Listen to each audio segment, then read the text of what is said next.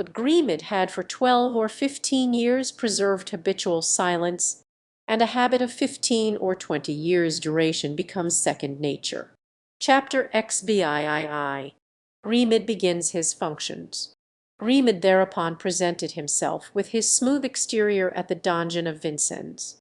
Now Monsieur de Chavigny piqued himself on his infallible penetration, for that which almost proved that he was the son of Richelieu was his everlasting pretension. He examined attentively the countenance of the applicant for place, and fancied that the contracted eyebrows, thin lips, hooked nose, and prominent cheek bones of Grimaud were favourable signs. He addressed about 12 words to him. Grimaud answered in 4. "Here's a promising fellow, and is I who have found out his merits," said Monsieur de Chavigny. "Go," he added, "and make yourself agreeable to Monsieur la Ramee, and tell him that you suit me in all respects." Grimaud had every quality that could attract a man on duty who wishes to have a deputy. So, after 1,000 questions, which met with only a word in reply, La Ramee, fascinated by this sobriety in speech, rubbed his hands and engaged Grimaud. "My orders," asked Grimaud. "They are these: never to leave the prisoner alone, to keep away from him every pointed or cutting instrument, and to prevent his conversing any length of time with the keepers." "Those are all?" asked Grimaud. "All now," replied La Ramee. "Good," answered Grimaud, and he went right to the prisoner. The duke was in the act of combing his beard, which he had allowed to grow, as well as his hair, in order to reproach Mazarin with his wretched appearance and condition. But having some days previously seen from the top of the donjon Madame de Montbazon pass in her carriage, and still cherishing an affection for that beautiful woman, he did not wish to be to her what he wished to be to Mazarin, and in the hope of seeing her again, had asked for a leaden comb, which was allowed him. The comb was to be a leaden one, because his beard, like that of most fair people, was rather red. He therefore dyed it thus whilst combing it. As Grimaud entered, he saw this comb on the tea-table. He took it up, and as he took it he made a low bow. The duke looked at this strange figure with surprise. The figure put the comb in its pocket. "Ho, hey, what's that?" cried the duke. "Who's this creature?" Grimaud did not answer, but bowed a second time. "Art thou dumb?" cried the duke. Grimaud made a sign that he was not. "What art thou, then?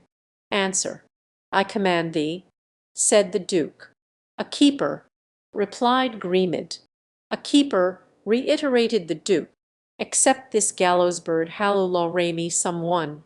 La Ramee ran in haste to obey the call. "Who's this wretch who takes my comb and puts it in his pocket?" asked the duke.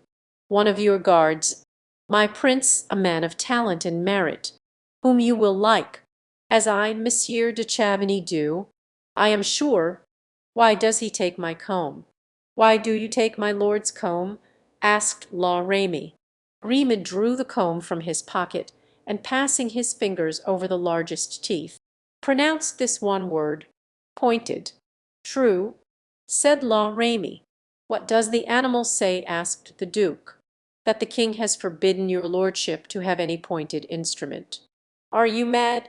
La Ramee, you yourself gave me this comb." "I was very wrong, my lord, for in giving it to you I acted in opposition to my orders." The duke looked furiously at Grimaud. "I perceive that this creature will be my particular aversion," he muttered. Grimaud, nevertheless, was resolved, for certain reasons, not at once to come to a full rupture with the prisoner. He wanted to inspire, not a sudden repugnance, but a good, sound, steady hatred, therefore, and gave place to 4 guards, who, having breakfasted, could attend on the prisoner. A fresh practical joke now occurred to the duke. He had asked for crawfish for his breakfast on the following morning. He intended to pass the day in making a small gallows, and hang one of the finest of these fish in the middle of his room, the red colour evidently conveying an allusion to the cardinal. So that he might have the pleasure of hanging Mazarin in effigy without being accused of having hung anything more significant than a crawfish. The day was employed in preparations for the execution. Every one grows childish in prison, but the character of Monsieur de Beaufort was particularly disposed to become so. In the course of his morning's walk he collected 2 or 3 small branches from a tree and found a small piece of broken glass, a discovery that quite delighted him. When he came home he formed his handkerchief. Nothing of all this escaped Grimaud, but La Ramee looked on with the curiosity of a father who thinks that he may perhaps get a cheap idea concerning a new toy for his children. The guards looked on it with indifference. When everything was ready, the gallows hung in the middle of the room, the loop made, and when the duke had cast a glance upon the plate of crawfish, in order to select the finest specimen among them, he looked around for his piece of glass. It had disappeared.